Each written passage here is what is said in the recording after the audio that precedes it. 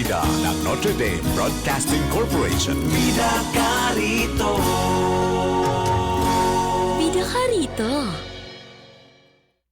Para sa pinakabago at makabuluhang impormasyon at kaalaman mula sa Ministry of Human Settlements and Development, narito na ang programang MHS Delivers. Hatid ng inyong mga tagapaglingkod na information officers na sina Salembay Abdullah at Juwayriya bin Emran Muhammad kasama si Hamsari Pala.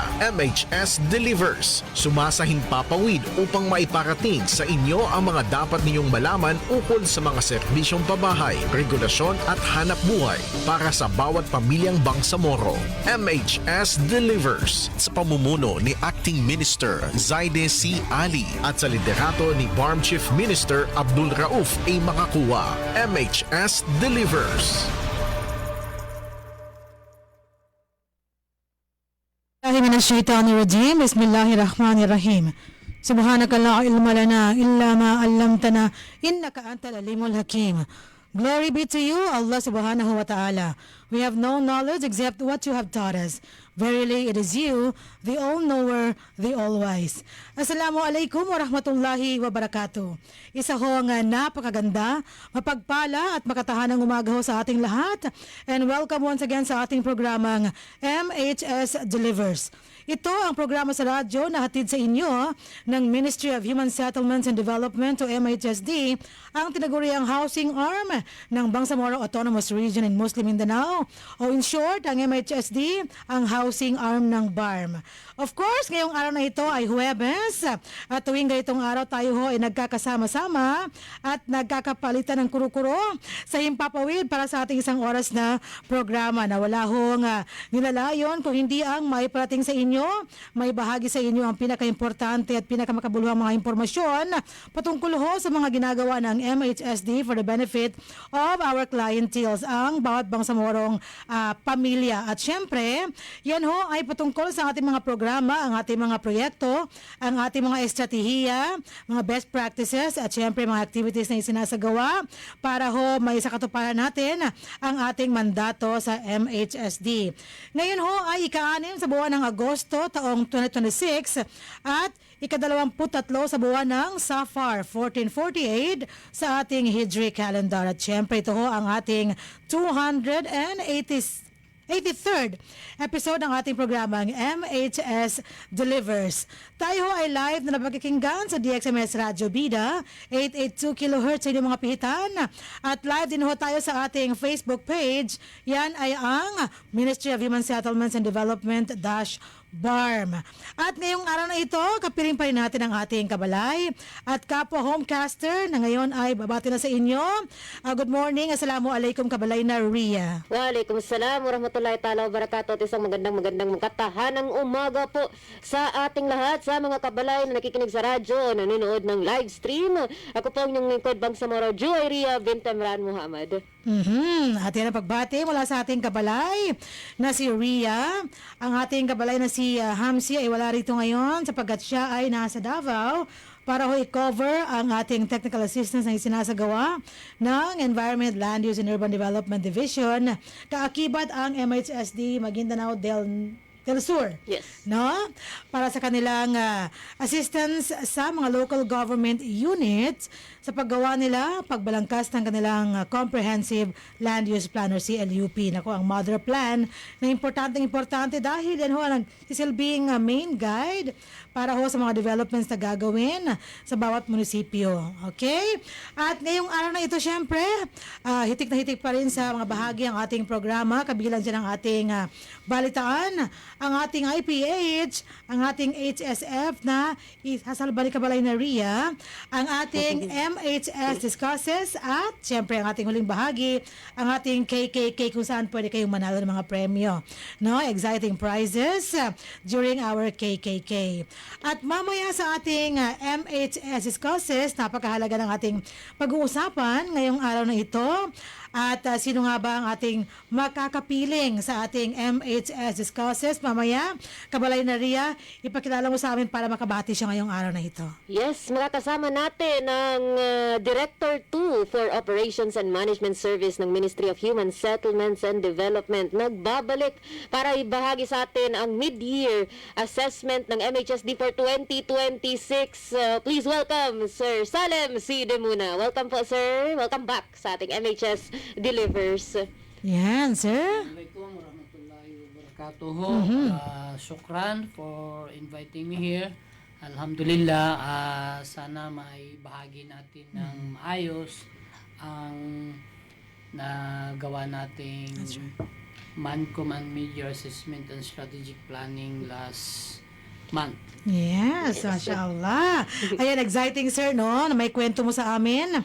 Kung ano nga ba yung mga kagandahan no, ng ating pagsasagawa ng ating mid-year assessment at yung ating MANCOM meeting. Mamaya yan ka. Sir, kabalahin na Sir Dems, please don't leave us until we complete our MHS Discusses. Mamaya, sir, babalikan ka namin sir ha sa ating MHS Discusses segment ng ating programang MHS Delivers. Mamaya ho yan. Pagkatapos ng ating balitaan ang ating IPH at ang ating HSF. Bago ang ating balitaan, Kabalay na Ria, mangyaring pakinggan natin, panoorin natin ang ating napakahalagang paalala patungkol ho sa ating affordable housing program.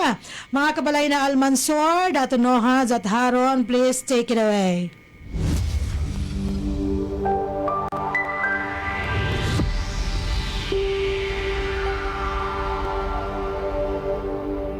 Nais niyo bang magsimula ng bagong buhay sa bagong tahanan? Lumipat sa bagong struktura at bagong komunidad? Empleyado ba kayo ng kumpanya, opisina o may matatag na hanap buhay? Narito na ang Ministry of Human Settlements and Development sa pamumuno ni Minister Zaidi C. Ali at sa suporta ni Chief Minister Abdul Rauf Sami Gambar makakuha ang proyektong Economic Housing Loan. Katulad ng mga struktura sa Phase 1 at 3 sa may Barangay Kapiton, Dato Odin Sinsuat, kasama ang Phase 2 sa Barangay Samba, Dato Odin Sinsuat, layunin ng Ministry pagpatuloy ang mga proyekto sa Cotabato City, Special Geographic Areas, Maguindanao del Norte at Maguindanao del Sur, pati na rin sa island provinces ng Basilan, Sulu at Tawi-Tawi. Narito ang 9 na requirements na kailangan ipasa para mag-avail ng housing loan. Una, filled out housing loan application form. Pangalawa, Certificate of Employment and Compensation notarized. Pangatlo, kung may asawa, kailangan magpasa ng marriage contract. Kung hiwalay sa asawa, kailangan magpasa ng separation papers. Kung balo naman, kailangan magpasa ng death certificate of spouse. Pang-apat, payroll o payslip. Panlima, proof of billing. Pang-anim, 2 piraso ng 1x1 ID picture. Pang-pito, photocopies ng 2 valid IDs with 3 specimen signature. Kung may asawa, 2 kopya ng IDs na may 3 signatures bawat kopya. Pang-walo, authorization letter na nagpapahintulot sa Pag-ibig Fund na imbestigahan ang beneficiary. At ang huli, pang-siyam, membership status verification slip. Para magpasa ng mga requirements o para sa mga karagdagang impormasyon, maaari kayong mag-chat sa Ministry of Human Settlements and Development, BARM Facebook page, o makipag-ugnayan sa opisina ng Ministry of Human Settlements and Development sa MHSD Regional Office, Bangsamoro Government Center, Rosary Heights 7, Cotabato City. MHS Delivers. Yes, MHS Delivers. At yan ang ating napakahalagang paalala patungkol ho sa ating affordable housing program sa MHSD, kung saan ang ating mga housing units ay nariyan ho sa may barangay Samba, Dato Udin, Sinsuat, Maguindanao del Norte for our Phase 2. And we also have our Phase 1 and Phase 3 na magkaharap dyan ho sa may barangay Kapiton, Dato Udin, Sinsuat, Maguindanao del Norte. We have housing units there sa ating mga Phase 1, Phase 2, and Phase 3 ng ating affordable housing program. At ang inan ho dyan ay in partnership with the Pag-ibig Fund. And of course, yung sa ating meron tayong partner developer. Sana ho ay maging matagumpay pa. Lalo ang ating partnership at magbunga ng magandang development sa mga susunod na araw, inshallah. At ngayon, atin hong pakinggan ang ating mga balita para sa ating 283rd episode ng ating programang MHS Delivers ngayong araw na ito. Again, today is August 6, 2026 and the 23rd of Safar 1448. And for our news ngayong araw na ito,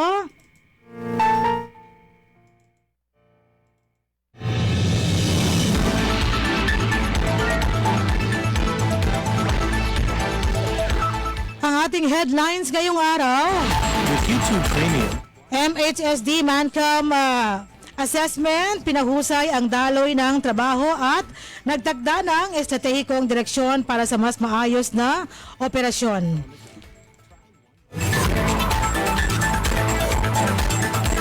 At ang ikalawa at huli sa ating headlines ngayong araw, MHSD tumugon sa 2025 audit findings sa exit conference kasama ang COA.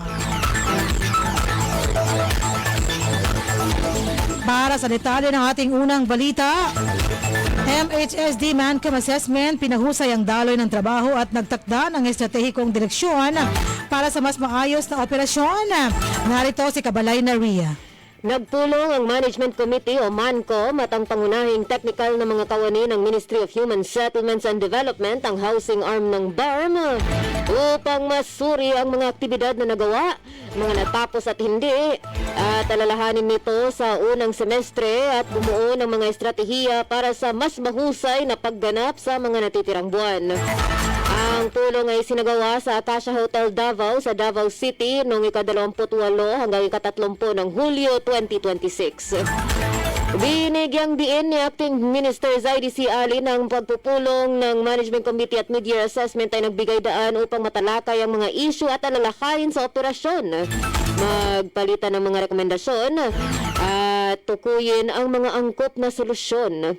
Ipinaalala niya sa lahat na ang layunin ng aktibidad ay hindi ang maghanap ng mali, kundi ang patuloy na pagpapabuti sa pagsasakatuparan na ang mandato ng ministry. Tinanggap naman ni Bangsamoro Director General BDG Esmael W. Ibrahim ang mga kalahok at sinabi na ang pagtatasa sa mga kaganapan ng MHSD ay dapat na may kaugnayan sa pananaw, misyon at mga mandato nito.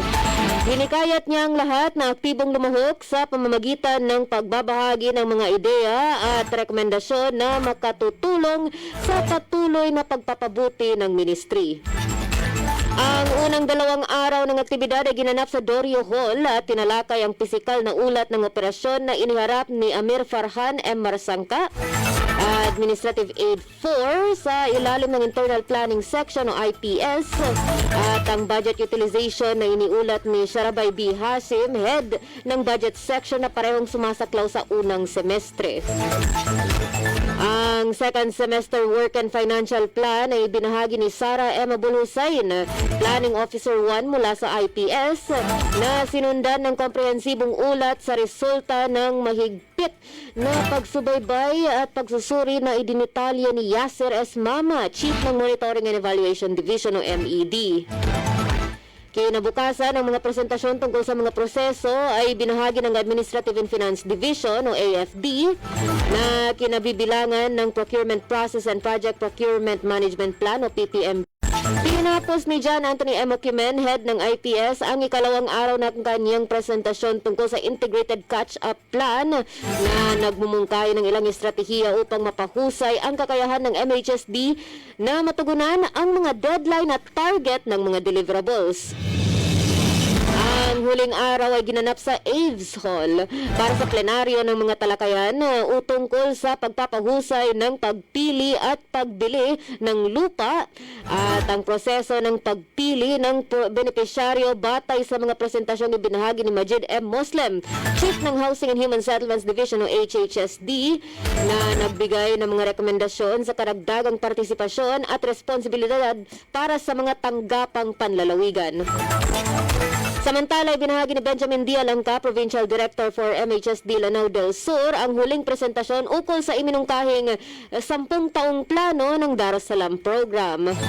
Sa kanyang synthesis ng 3 araw na mga aktibidad, ibinahagi ni Salem Sidimuna, Director 2 for Operations and Management Service, ang buod ng mga talakayan at mahalagang natuklasan na nagtatampok sa mga nagawa ng ministry sa pabahay at mga natitirang target sa pagpapatupad, paggamit ng budget at panghamon sa pagbabalik ng pondo, schedule ng pagpapatupad sa ikalawang semestre, at mga legal at pisikal na kahandaan ng mga lokasyon na nakakaapekto sa pagpapatupad ng proyekto. Binigyang diin ni Director Dimuna ng napapanahong pagkumpleto ng mga programa ng MHSD ay nangangailangan ng pagsasama-sama ng pisikal na mga natapos, pagpapatupad ng budget, pagsunod sa dokumentaryo, at kahandaan ng lugar upang makamit ang mga target sa katapusan ng taon at mapakinabangan ang paggamit ng pondo. Sa uling bahagi ng kaganapan, hinikayat ni Deputy Minister o DM Aldin H. Asiri ang lahat ng mga opisyal at kawani na manatiling nakatuon sa pagsasakatuparan ng mandato ng MHSD at patuloy na magtrabaho ng masigasig sa pagtugon ng mga bagay na mahalaga sa pagpapatupad ng mga programa at paghahatid ng mga serbisyo ng ministry. Ang 3 araw na aktibidad ay sumasalamin sa bisyon na mas matatag na Bangsamoro Policy Agenda ng pamahalaang BARM na tinataguyod ni Chief Minister Abdul Rauf A. Malcacua. Partikular ang isang Bangsamoro na tumaas mula sa itinatag na pundasyon nito patungo sa isang mas mataas at ganap na natantong estado na may tiwala na ang mga reforma at mithiin na nagbigay inspirasyon sa pakikibaka ng Bangsamoro ay ganap na naisama at nagpapatuloy bilang isang institusyon na may kakayahang pangalagaan ang mga salinlahi, justisya at dignidad ng Bangsamoro. Para sa mapayapang pamahay at maunlad na pamumuhay, ako pong inyong lingkod Bangsamoro Joy Ria bint Emran Muhammad, nag-uulat.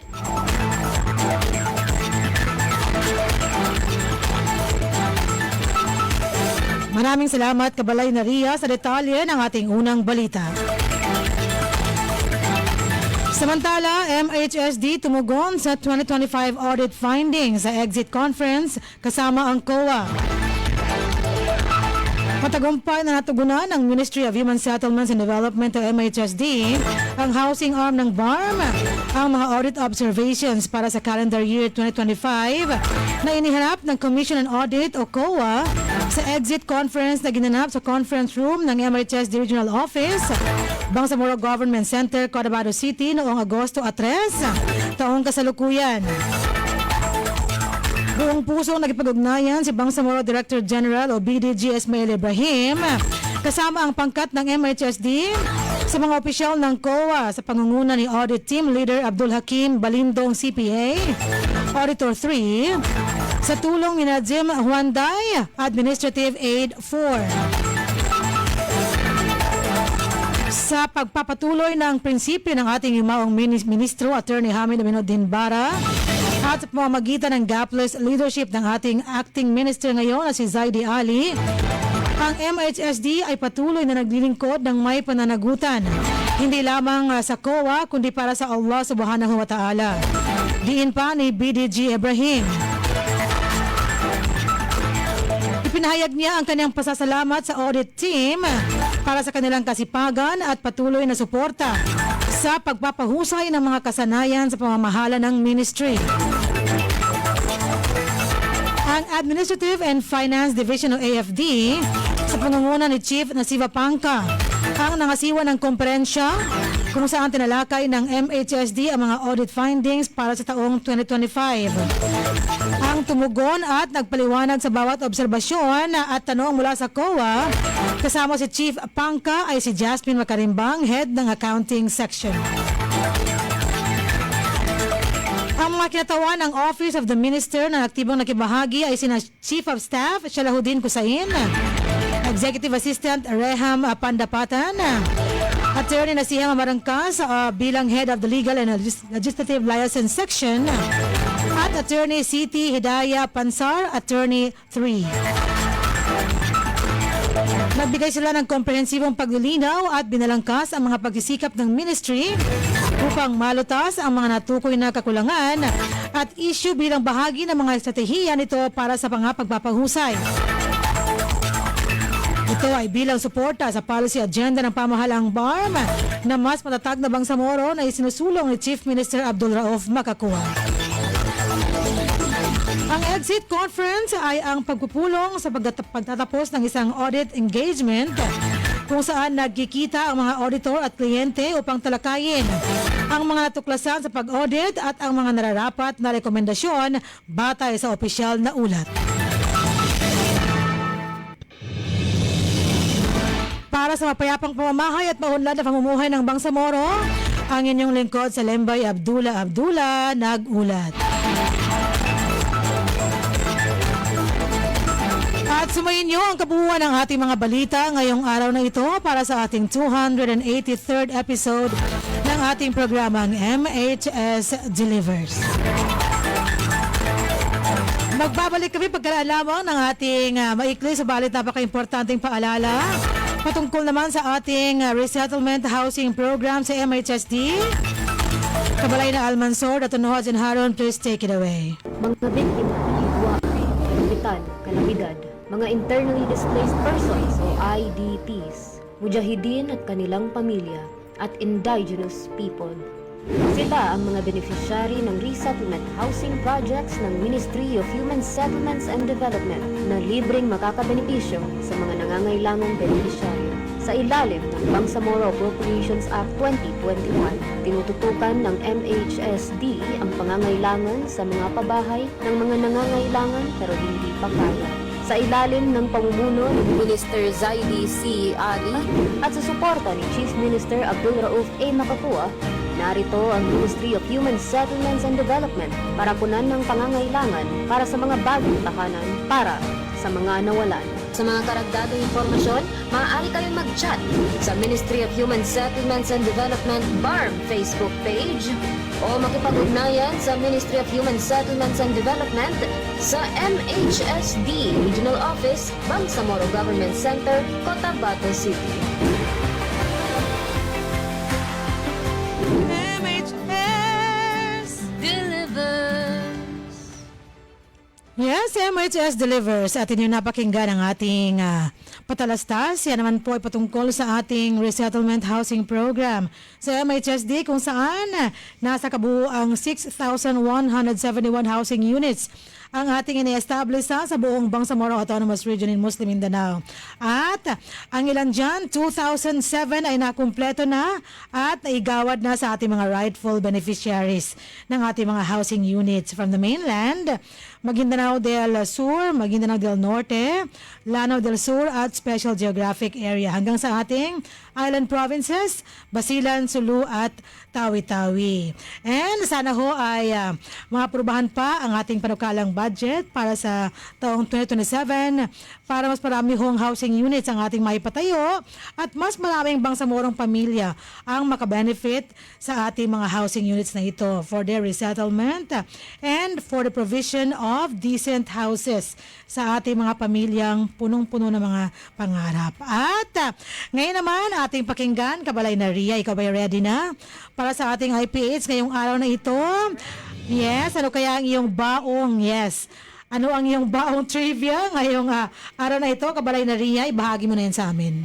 Assalamualaikum warahmatullahi ta'ala wabarakatuh. At para sa ating segmentong IPH, talakayin natin ang kagandahan ng isa sa ating mga island provinces na Tawi-Tawi na bago lang binisita ng ating Regional Development Committee ng Mindanao Area Committee para sa kanilang 43rd meeting.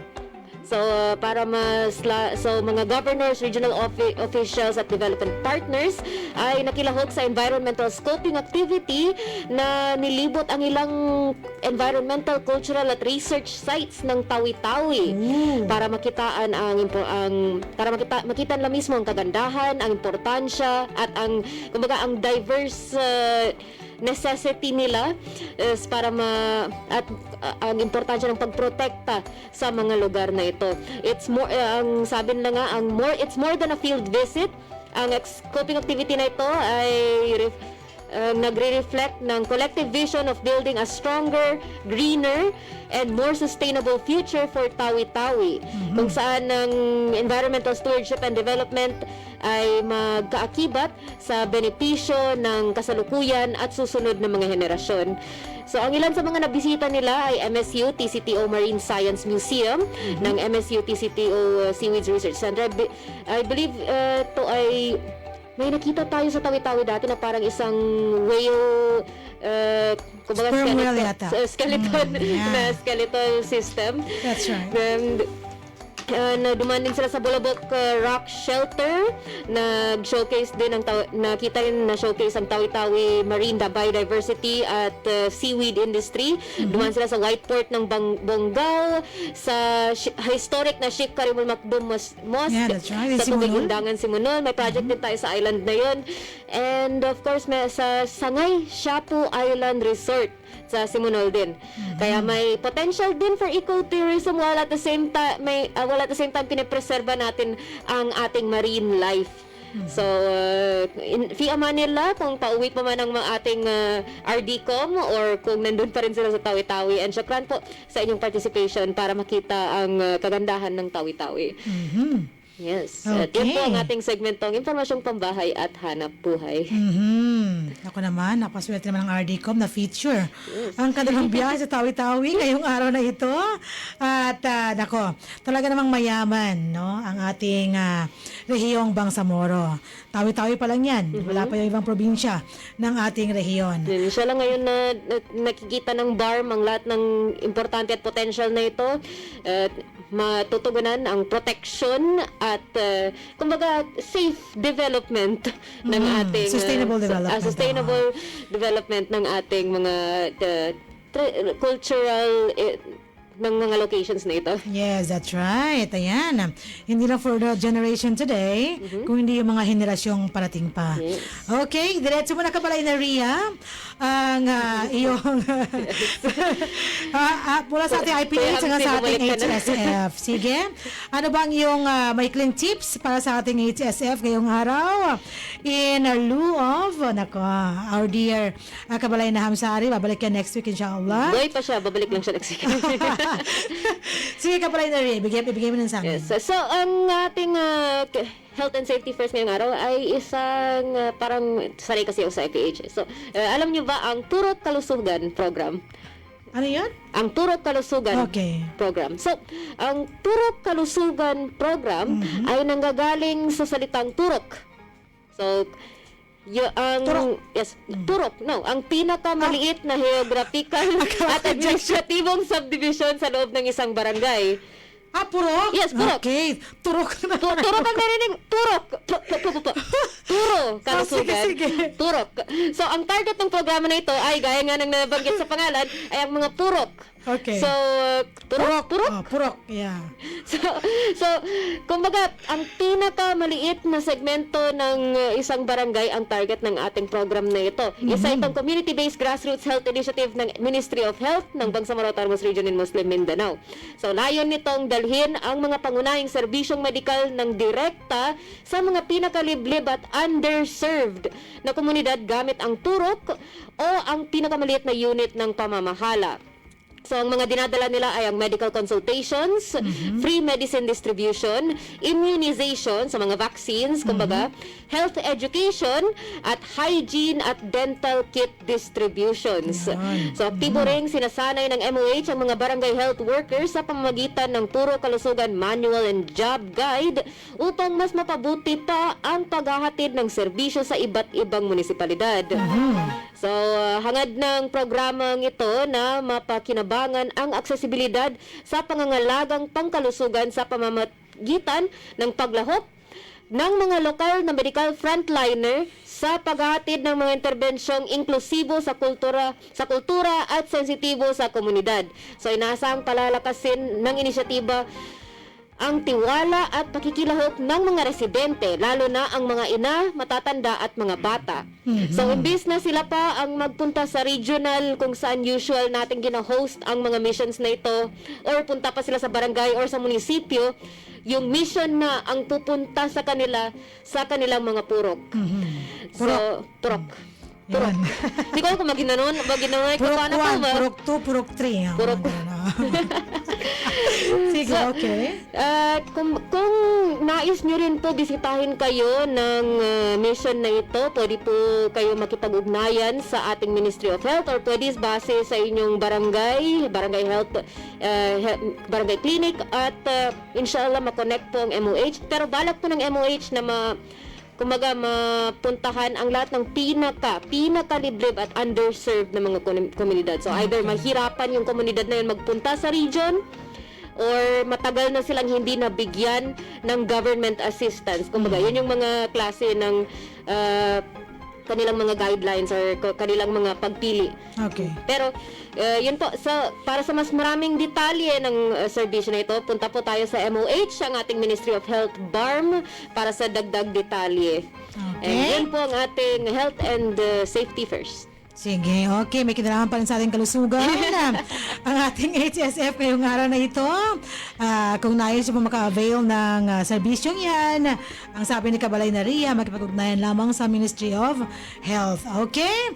Thank you so much, Kabalay na Ria. At ngayon, tayo ay dadako na sa ating MHS Discusses para sa ating 283rd episode ng ating programang MHS Delivers. Nandyan pa rin ho, hindi tayo iniwan ng ating guest ngayong araw na ito. Sir Dems, ayan. Parang kakamustahin muna namin kayo sa araw na ito. Kamusta kayo, Sir Dems, ngayon at kamusta ang OMS sa panahon ngayon? Alhamdulillah, masaya tayo na tumutugon sa mga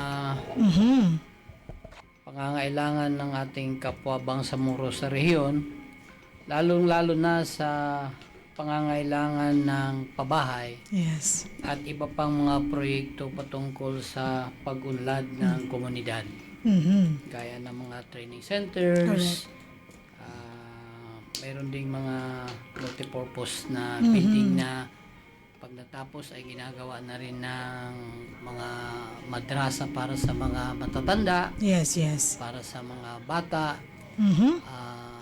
Maraming iniisip ang ating opisina, ang ating mga leaders tulad ng ating minister na si Minister Zaidi Ali, Yeah. Deputy Minister Aldin Nasiri, at Director General Ismail W. Ibrahim. Yes. Kaya nga lang, may mga katanungan pa rin patungkol sa pondo.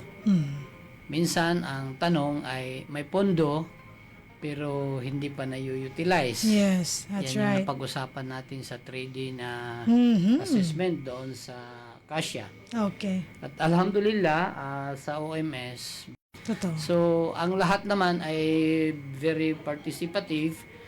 Unlike sa mga, di naman sinabi na previous na pero may mga assessment tayo na naaatinan na hindi ganun ka Oo. tindi yung discussion Totoo sa naman yun, nangyari oo. nating 3D doon sa Davao. Yes, yes. So, alhamdulillah, pasalamat tayo sa secretariat na bumuo.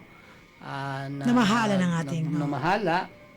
Kasama siyempre yung maganda nating taga-ICS na bakit hindi maiwan-iwan pag may programa. May maganda bang tayo? Kasi information, di ba? Yes, that's right. Lahat niyan dapat makapture para tuloy-tuloy na maipasiwalat Totoo. doon sa ating komunidad, hindi lang sa opisina, lalong-lalo na sa mga communities natin na umaasa sa anong pwedeng maibigay na tugon ng Bangsamoro government, lalong-lalo na yung Ministry of Human Settlements and Development. Yes, that's right. So, Sir Dems, kanina na ating naibalita yung ating regarding our media assessment, no? Kabalay na Ria. Through Kabalay na Ria kanina, Sir, among the topics na pinag-usapan natin, ipinesenta during our 3-day media assessment, alin doon, Sir, ang pinakatumatak sa inyo? Sa mga topics doon, Sir? Actually, lahat naman po. Lahat. Medyo yung na-observe lang natin sa provincial offices natin, medyo need agarang pagtugon doon sa mga financial requirement. Yeah. Kasi alam naman natin, ang mga provincial offices natin like Tawi-Tawi, Basilan, Lanao del Sur, SGA, yung bago, Maguindanao del Norte at Maguindanao del Sur, Yeah.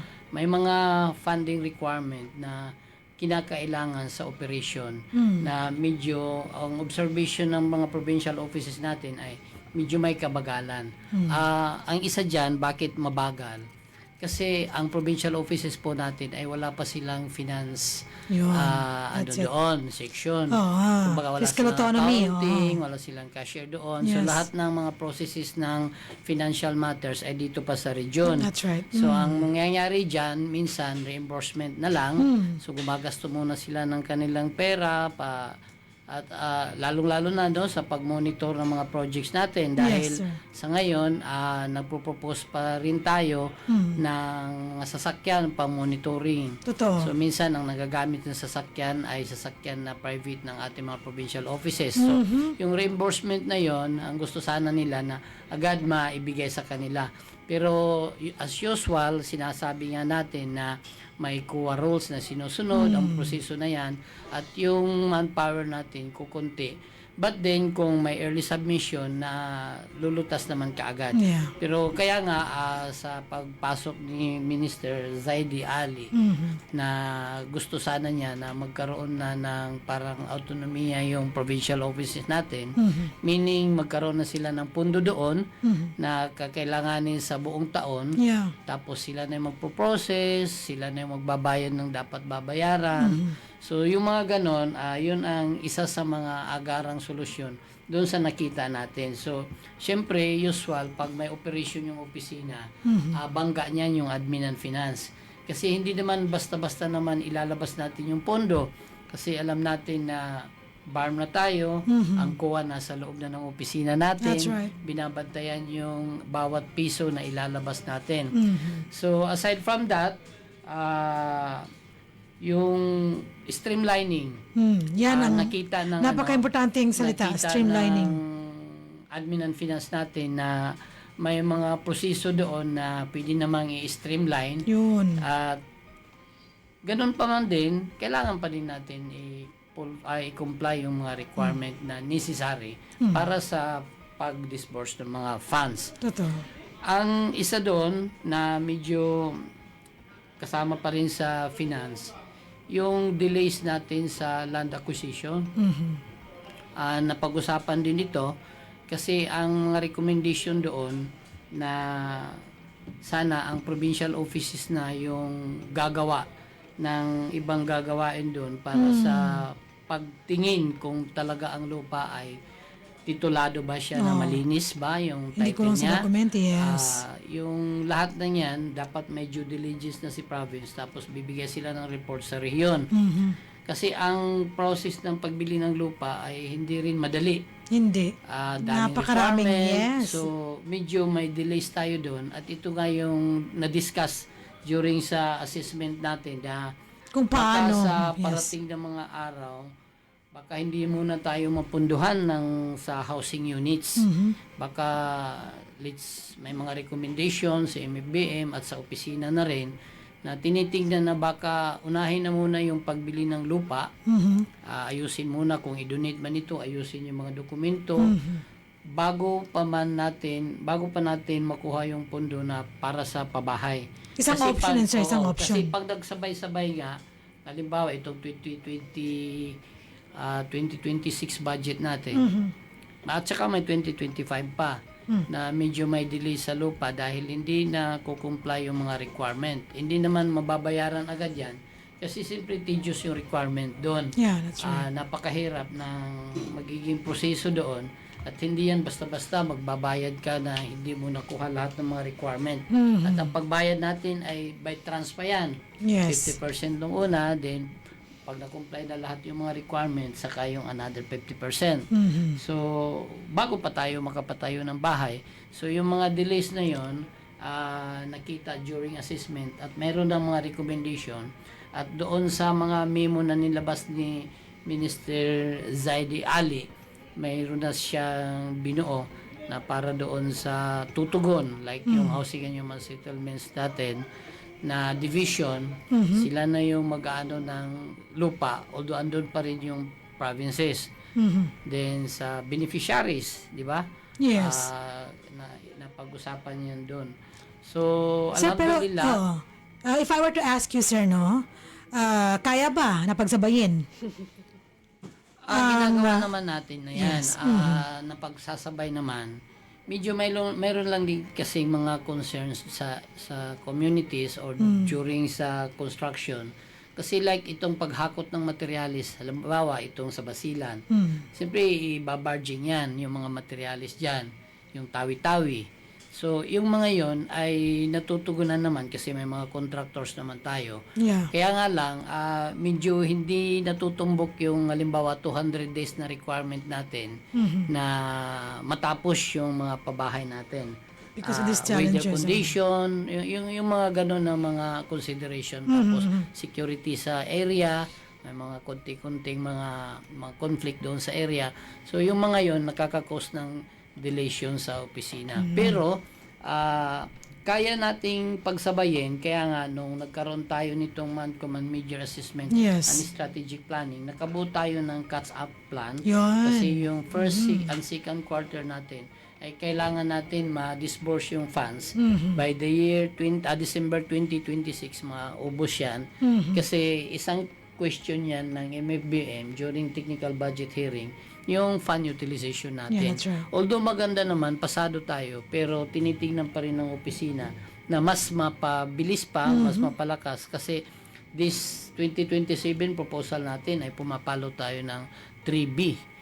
Proposal natin yun. For 2027. Pero magiging maa-approve yan, magdidepende yun sa magiging pag-submit natin ng catch-up plan natin. Totoo. Kasi meron pa tayong tinatapos na mga projects ng 2023, 24, 25, ganyan.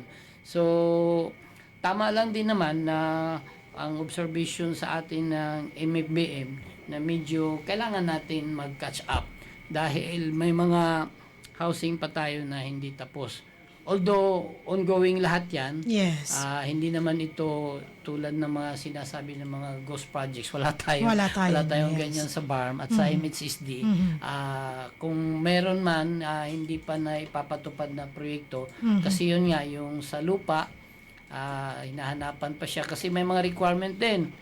Bago mo patayuan yung lupa ng pabahay, kailangan dadaan ka pa sa MENRE. May mga permits and licenses. May mga permits and licenses. Tapos si LGU naman, certificates. dapat may CLUP siya. To think na 30% pa lang ng LGU sa buong BARM. To be exact, may 34%, may yes. CLUP. So, in absence of that, so kailangan may tedious doon na investigation sa site na hindi naman dinidisapprove ng MENRE. So, Kasi yung sustainability ang ating after. sustainability at saka yung hazard ng Yeah. mga titira doon. Totoo. So, inshallah, itong mga catch-up plan na nagawa, siguro magpapatawag uli ng meeting si Minister para yung lahat ng napag-usapan doon sa 3Ds na yon ay maisumiti sa kanya at maipatawag niya yung mga concerned division, concerned provinces na mayroon pang mga challenges in the Yes. ground. Okay. Sir, sino po ang nangangasiwa ng paggawa ng ating action plan? Sa ngayon, Sa office. Officer natin na in charge yan, under talaga yan sa office ng ating minister.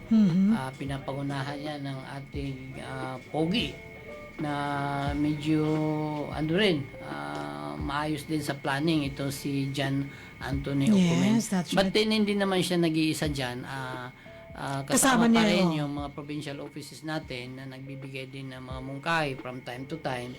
Yung director natin ng TRS. Yes. Si naman kasi si Dong medyo siya, very consultative siya. Yeah. Hindi niya sinusulo yung mga plano. Correct.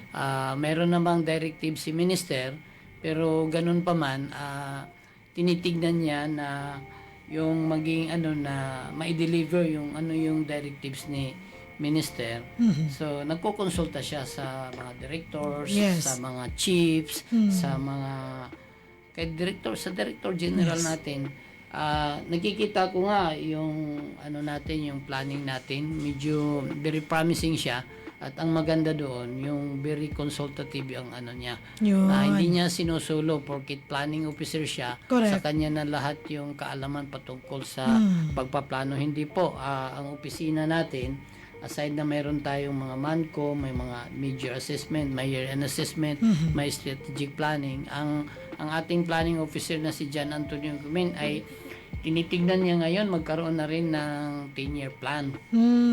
Baka At yung with ating CRS, roadmap, no? sir. Kasi Oo. marirenew na tayo with CRS. Yes. So inshallah, That is so baka important, oh. magkatulungan para sa pagbuo ng napakaayos na roadmap. Yeah, Or yung, totoo yan. at meron na kasi Para tayong guided framework, tayo. yung BHSP, meron na tayong mother plan. Yeah. So, kailangan lang ito himayin. So, gawan talaga Tama. ng strategies. So, kung magkaroon tayo ng strategic plan, tedious, na strategic planning, let's say 3 days or 5 days, Yes. siguro naman, yung ibang mga challenges at saka yung mga, sabihin natin, hindi naman siguro lapses, pero mga kailangan to improve pa Yes, sa operation.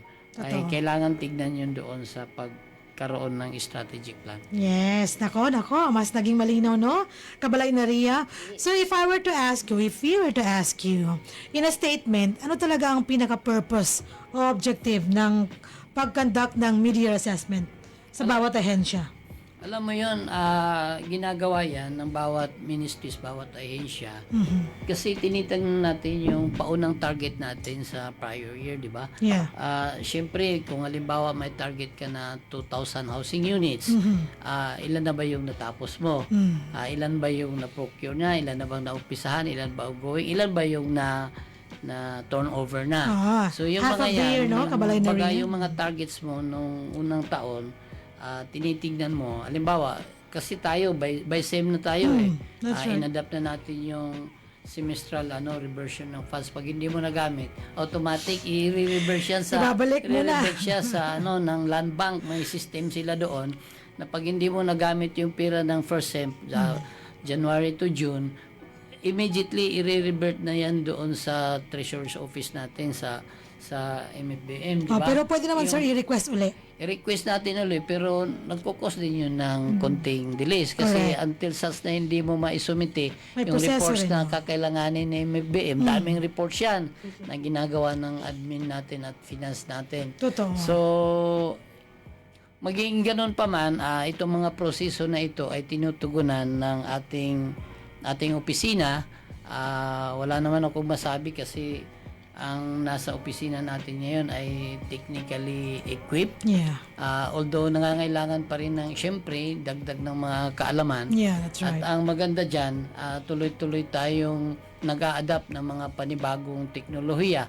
Lalong-lalo na itong sa MAID natin, itong Yeah, sa monitoring that's right. evaluation natin.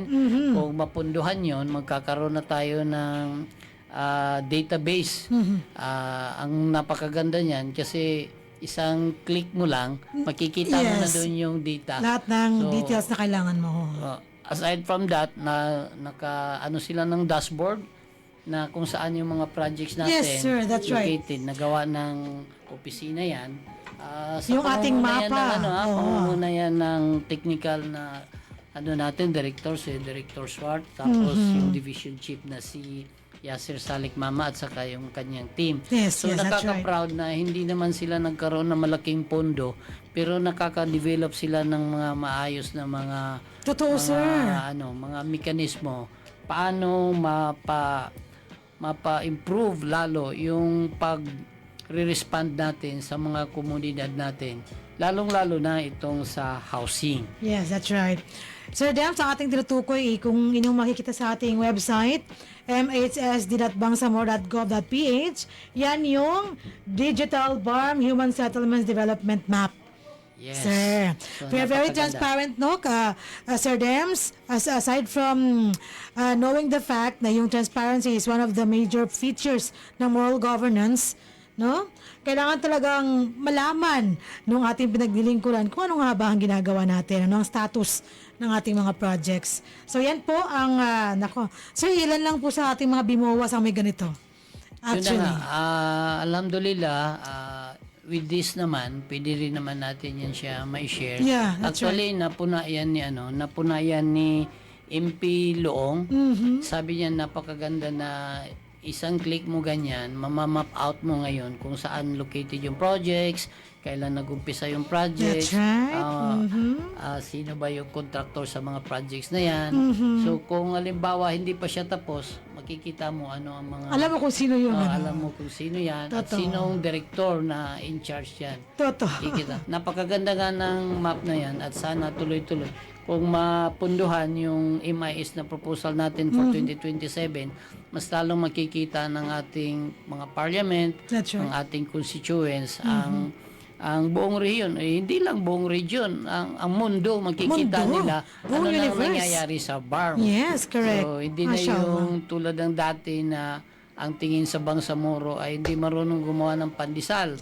Hindi, pinapakita natin ngayon na uma-adapt din tayo sa mga panibagong Oo, teknolohiya kaya. at kaya din naman, Totoo. alhamdulillah. Yes, sir. Hindi That's lang right. siguro natin masyadong mag-over-expect kasi nasa transition pa naman tayo. But totoo. inshallah, with the coming of this, itong parating na election, siguro magkakaroon na ng regular government. Yeah. At siguro naman, yung ibang mga pangangailangan ng opisina natin ay matutugunan na. Lalong-lalo na itong mga mungkahin natin sa na nakikita natin na strategic direction natin na itong magkaroon tayo ng water settlement. 'Di ba ang buong BARM region ay tubig. Karamihan GSKP, matubig, yes. 'di ba, sa Buluan, Punta Island Tawi-Tawi, provinces, yes. tubig, Basilan, Marshlands, tubig, yeah. Ibinlanao, tubig 'yan. Totoo. So walang batas na nagsasabi na pwedeng magpatayo ng bahay sa tubig No. or sa dagat, 'di ba? Ang batas ng national ay hindi tayo pinapayagan. Pero with the unique feature ng BARM na mayroon Yeah. tayong parliament, baka pwedeng imungkahi at magawa nito ng isang panukala para mapunduhan si Mrs. D para matugunan yung pabahay. Halimbawa, itong sa Tawi-Tawi, nasunog 1,000 housing units yan, totally damaged. Hindi naman titira daw sila sa lupa. Totoo. Kasi culturally, doon talaga Kultura, sila sa dagat preference, nabubuhay. yes. So, kung mayroon ng karampatang batas yan, mayroong parliament bill na yan, siguro manggagaling din sa atin yung policy recommendation, That's right. policy agenda ng MHSD, para may mag-sponsor ng parliament na magpasa, magsumite ng panukala na water settlement That's right. para mapunduhan at tayo naman makagawa ng bahay na dyan sa GSKP na parang mga floating house talaga, di ba? Pero matibay. Pero Oo, matibay. Decente. Pasyente Oo, na correct. kung saan namimingwit na lang sila doon sa sa Ano ng kanilang livelihood nila bahay. eh, Oo, di ba, andun sir? yung So, livelihood nila. correct, Hindi sila mashallah. mabuhay kung ilagay mo sila sa bundok. Ayaw talaga So, nila. yung mga yan, yung mga Actually. challenges na tinitignan, sana inshallah sa parating na panahon, matugunan din. Kasi Yeah. kung iikutin mo ang buong BARM, tubig talaga yan. Yes, correct. So, land and water settlement ang pwedeng Dapat to, tugunan. para matugunan natin lahat. So, sir, it's 12:03 ng tanghali. Lampas tayo sa oras. Sir, ano ba ang mga susunod na mga hakbang na gagawin ng ating ministry after our mid-year assessment? Ano yung mga next steps para makumpleto ang ating proseso? Yun nga, na-consolidate na yung yung catch-up plan. So, Okay. may calendaring na yun. So, yung calendar na yun, bawat division ay titignan niya kung ano ang dapat niya itapusin sa third quarter. Kasi abang hinahabol natin itong mga buwan, nagkakaroon ng medyo doon sa, halimbawa, itong election ban. So, paano mo ilabas yung pera dyan kung hindi ka mabigyan ng exemption? Pero sir, we requested for... So we requested na kasi ayaw nga natin maantala kasi ito kasi yung transition sana kung minarapat sana ng national government na exempted na muna tayo dyan sa mga ban-ban na yan kasi transition niya. Pero dahil batas ay batas, so Yeah. tumutugon din tayo dun. Pero kung approve yung request natin for exemption, baka mas lalong mapabilis yung utilization natin Yeah. ng funds. Paano mo nga siya ma-utilize kung mayroong election Oh, ban may naman? ban. Yes, Paano ka that's naman mag-procure niyan? Itong mga bagay na ito ay siyempre nakakaantala. Pero hindi naman natin pwede sisihin ang bawat isa dyan kasi yun ay pagtupad sa mga karampatang batas na Totoo. pinapataw sa atin dito sa farm. Pero alhamdulillah, itong susunod na mga araw with our minister na parang makita rin natin lahat naman action man yung naging minister natin. Totoo. Si Minister Hamid Bara ganun din naman. May kanya-kanyang estilo siya. Si Deputy Minister nung naging OIC siya, meron naman din siya mga approaches. Yes. Ito naman si bagong minister natin, si Minister Zaidi Ali, sa tulong ng ating mga empleyado, ay makita mo rin naman na he is an action man. Talaga, diba? sir. Makita mo, Right first away, 100 days niya, kinakausap. inikot na niya yung Marawi, inikot na yung iba-ibang areas kung Basilan, saan may mga concerns doon sa construction ng mga projects natin. Totoo. So, alhamdulillah, suportahan natin. Ang continue naman na harmony sa opisina ay yun ang nagbibigay ng ni Allah baraka sa mga Totoo. trabaho natin. Yes, that's right. So, sir, dahil dyan, thank you so much. Marami tayong natutunan. Marami tayong nakuhang mahalagang impormasyon at detalye na naging resulta ng ating mid-year assessment na ginanap sa Davao City noong kailan, Ria? July 27 hanggang July 30, travel time yun. July 28 hanggang July 30. That's right. Ayan po ang inclusive dates ng ating mid-year assessment and strategic planning. So ngayon, sir, we would like to listen to your final message para sa ating 283rd episode ng ating programang MHS Delivers. Parating ko lang sa naka-attend ng MANCOM Mid-Year Assessment and Strategic Planning. Yes. Huwag yung isipin na yung pagdidebate natin doon, medyo may mga, minsan heated Di ba iwasan? argument na siya, Yes. pero hindi yun personal. Hindi.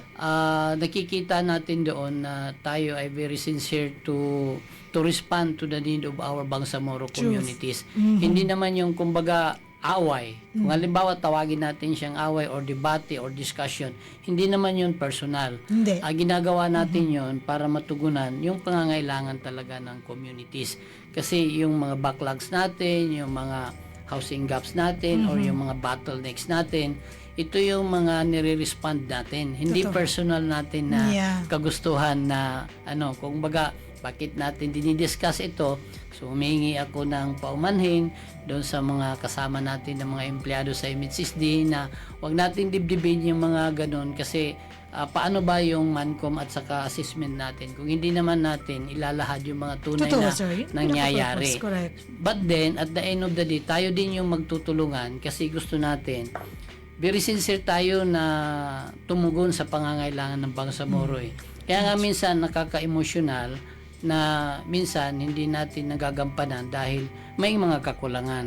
But then, at the end of the day, nakikita natin na mula sa top leadership natin, mula sa pamumuno ni Chief Minister Alhaj Murad, sa ngayon sa pamumuno ni Chief Minister Abdul Rauf Makakwa, makita natin na ang pakay din naman talaga ng BARM ay para tugunan yung pangangailangan ng Bangsamoro.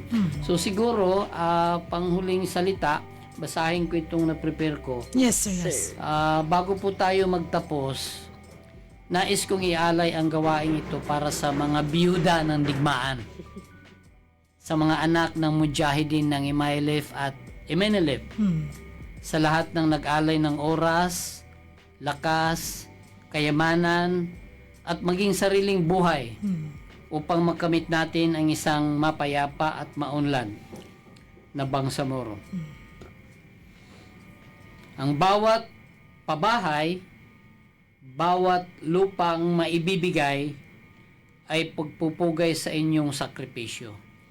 Ito ay simula pa lamang ng pagpapatupad sa pangako para sa bawat pamilyang Bangsamoro. Kung may mga kakulangan naman po kami sa pagtalima sa mga kautusan ng gobyerno at kautusan ni Allah, sana mapatawad nyo kami, mapatawad tayo ni Allah, at humihingi rin tayo na sana insyaAllah lahat ng mga biyayang nakakamtan natin ay mag-alhamdulillah tayo, di ba? That's right. At kung itong pinaggagawa na natin ay para baraka siya, ay yung Bismillah palagi.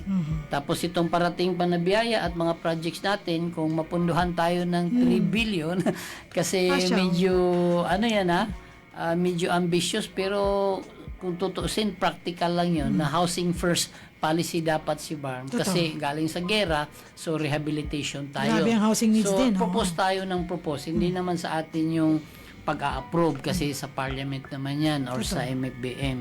So, binigay natin yung proposal at kung ma-approve, yun naman ang gagawa naman natin ng napakaayos na action planning para sa tuloy-tuloy na pagtugon sa pangangailangan ng Bangsamoro. Totoo yan. Lalong-lalo na sa pabahay. Yes, that's right. Very well said, alhamdulillah, mashallah. Thank you so much, Sir Dems, sa inyong napakagandang mensahe para sa ating episode ngayong araw na ito. At syempre, eye-opener din. And nagbibigay ng kaliwanagan sa bawat isa sa atin. Sabi nga ni Sir Dems noong mid-year assessment sa MANCOM meeting natin, we disagree to agree. Diba, sir? Totoo. It's not, we agree to disagree. Yes. Diba? Ang ending niya is agreement among the members of the body, yung ating management committee at yung ating mga technical people sa MHSD. Yun naman po yun. And sabi nga ni Sir Dens palagi, inamalabin niya at lahat ng ginagawa natin ay nag-uugat sa ating intensyon, sa ating motive. MashaAllah. Thank you so much again, Sir Dems. At dahil dyan, Kabalay na Ria, we're done with our MHS discusses. It's now 12:10. Ibigay mo muna sa atin ang ating Magic 3 questions ngayong araw na ito and siguro pasadahan natin ang ating mga Facebook comments. Yes, ang pinakauna sa kanila ay walang iba kundi ang ating Bangsamoro Director General Ismail W. Ibrahim. Ang sabi niya, Assalamualaikum. Waalaikumsalam. Waalaikumsalam. Watching from Shanghai. Sir, ano pong Shanghai ito? China? Sir, naku, ang galing na yan. Sige. Okay. Na sinundan ni, would you like to read? Yes, ang ating head ng ating record section, Mrs. Panditcha, aka Charani Pandi. Salam mga kabalays watching from MHSD RO Conference kasi ginagawa dyan ang ating strengthening, enhancement ng ating PPMP and dako, kape. Kaperia. Sige. Ang sunod sa kanya ay ang ating AFD Chief Nasi. Assalamualaikum. Watching from RO. Tang sabi naman ni Engineer Yasir Rapan, Assalamualaikum, watching from my desk. Mabuhay, MHSD. Mabuhay tayong lahat ng mga kabalay, okay? Long live. And we have Fatma Al-Zahra Macabero Sangkopan. Assalamualaikum po. Watching from Confe. Yes, she's there Lahat sila also. ginaplay Lahat kaya ng nila. vocals. Ginaplay kaya nila yung Sana. episode natin. Sana. Okay, we also have ang ating Queen of CLUP. Assalamualaikum mga kabalay watching from Davao City. Kasama siya sa ating technical assistance. Pangalawang nagpaparinig kay Ate Sally, si Queenie US sa pangalan. Kape din po, Ma'am Sally. Ako, mga magagandang tao ito. And we also have Joy Ibrahim. Hello po. We have Eupelia Kuben Mamolintaw. Yes. That's He's a one of name. our lady farmers. Ooh, Yes, salam, Ma'am in the Sally. region. I think farmers is already gender neutral. Yeah. Salam ate. And we also have Ustad sa Anisa Taha, ang ating one of our very brilliant speakers sa ating mga training programs. Salam mga matumpis. We have Basco, salam from Team Akbar. That's right. Basco is pamangkin of ours na member ng Akbar team, pickleball. Okay, there you go. Okay. And we also have salam from Team Bant Fam. Pickleball din ba yan? Adan, hindi ko alam si si Adan to? Si Adan nga. Oh. Ang kasama sa ating Ilud Team Mambo. Ay, then, sino to? speaking of Ilod, ang kumakover sa kanila ngayon, Hamsari Pala, assalamualaikum po, watching from Davao City. Like, kumisalang, kabalay na Hamsi. Oh. We also have, salam daw Sir Dem, sabi ni Charani, Cha. And then watching here in Davao City, Sara Norcadi. Wow. Oh, mashallah. And ang ating Demunat family, Hamida Kale Demuna, sabi, salam, watching from Davao City. Ang mga nila sa mashallah. Salam sa inyo lahat dyan. And si DJ nagbabalik. Sabi ni Sir DJ, pag ma-MP na ako, hehehe. Sagot ko na yan. Inshallah. Amin. Okay. Ate Cha, nagbabalik. Shoutout sa mga nandito sa Confe for workshop. Ma'am Shki, balik ka na daw dito sa Sabi ni Sir Sir Has para sa Bangsamoro, Sir Dems. Yes. And then, Abdul Majid Dama, salam po watching from TRS. Shout out po sa mga Manisan and Pugo. Ano Pugo? Pogi na Yung naman ibon? Yes, Na maliit? yes, that's right.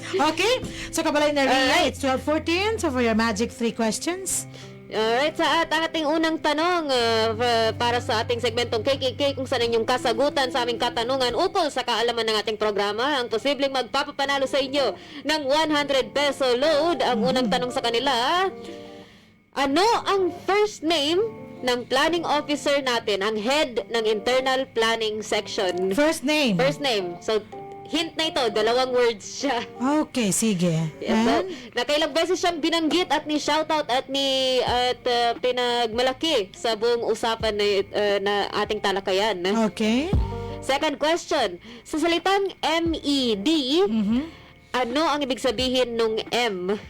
Okay. Yes. Third question? And ang ating third question, anong magandang third question? Ating third question. Ako na mag-ask. Yes, go. Sige. For our third question, madali na ito kasi may mga nakukukopihin kayo. Okay. Ano ang complete name ng ating Director 2 ng Operations and Management Service ng OMS? Yan ang ating third question. Okay, kabalay na Ria. Saan sila magte-text? Ipadala na ang inyong tamang sagot sa numerong 0955-799-4778. Hindi po kami tumatanggap ng sagot sa ating live stream chat. So, doon na po tayo mag-text sa numerong 0955-799-4778. Idagdag mong middle name ni Sir Dems? Middle initial. Middle initial lang. So, letter lang. Okay, so, that's right. ulit. Okay. First question, ano ang first name ng Internal Planning Section Head ng Ministry of Human Settlements and Development? Second question, sa salitang MED, base sa talakayan kanina, ano ang ibig sabihin ng M? At third question, ano ang complete name, first name, middle initial, at last name ng ating Director 2 for Operations and Management Service? That's right. Okay, kabalay na Ria, thank you so much sa ating KKK portion ng ating MHS Delivers Radio program. At dahil dyan, nakumpleto na natin ang mga bahagi ng ating isang oras na programa para sa ating 283rd episode ng ating programang MHS Delivers. At tayo ho ay magpapaalam na sa ating episode ngayon sa ngalan ng ating butihin at napaka-supportive na leader sa MHSD, ang ating Minister Zaidi Ali, ang ating Deputy Minister Aldi Nasiri, at ang ating Bangsamoro Director General Ismail Ibrahim, at sa ngalan nila Ako po ang inyong lingkod Bangsamoro Joy Ria Bint Evran Muhammad. Sabi ni Queenie, salam din po kay Sir Dems, at kinukoreksyonan ni Kuya Majid na pogi daw, hindi daw pogo. And sa ngalan ng ating mga kabalay sa ICS, Datono Hazay Daud, Hamsari H. Pala, Al Mansur S. Ugaw. Saludo po kay Jasmine Langi for her lag-off na raw. Lag-off na raw siya sa ICS. Pero welcome in Sir Haron Maon sa ating team, at suklanin po sa ating mga kabalay sa DXMS Technical Side. Sino pong kasama natin ngayon? Is that si Sir na naka-white sa kabilang kwarto. Is that Sir Mott? Di ba, sige, maya, alamin natin. Si Jeffrey, Si Jeffrey, ba? Si Jeffrey. Alamin natin kung ano pangalan ng ating kabalay dyan sa kabilang kwarto, sa ating technical room, inshallah. At dito na po kami nagpapaalam para sa araw na ito. Yes, that's right. Thank you so much, kabalay na Ria. At ito ang inyong lingkod, Salimbay Abdullah, na palagi pa rin nagpapaalala sa atin na isagawa ang ating gawain sa bawat araw ng mayroong kasiyahan, kahusayan at pagmamahal. At syempre, gabay ang ating mga hashtag na hashtag trabaho ko, ibada ko, hashtag work with excellence and perfection, hashtag our home, our dream, and hashtag building community, building ummah. Wabillahi tawfiq wal hidayah, with Allah comes all success and guidance. Kami ho ay nagpapaalam na at palagi pa rin bumabati sa inyo ng Assalamualaikum warahmatullahi wabarakatuh. Sumainyo ang programang MHS Delivers mula sa inyong mga kabalay na tagapagbigay impormasyon ukol sa mga tulong at serbisyong teknikal, pabahay at hanap buhay para sa bawat pamilyang Bangsamoro. MHS Delivers sa pamumuno ni Acting Minister Zaide C. Ali at sa liderato ni BARM Chief Minister Abdul Rauf A. Makakuwa. MHS Delivers. Ang mga pananaw at opinyon na ipinapahayag ng mga tagapagsalita at mga panauhin sa programang ito ay hindi sumasalamin sa polisiya o posisyon ng himpilang ito.